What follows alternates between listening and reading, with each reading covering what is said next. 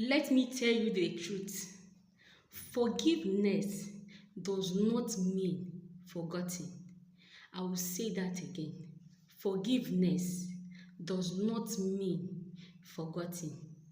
Forgiveness is not an event, it is a process. Do not let anyone deceive you with that forgive and forget talk. There is nothing like that. It's only God can truly forgive and forget. When you forgive someone that hurts you, maybe a friend, family, or your partner, it does not mean you will forget what happened.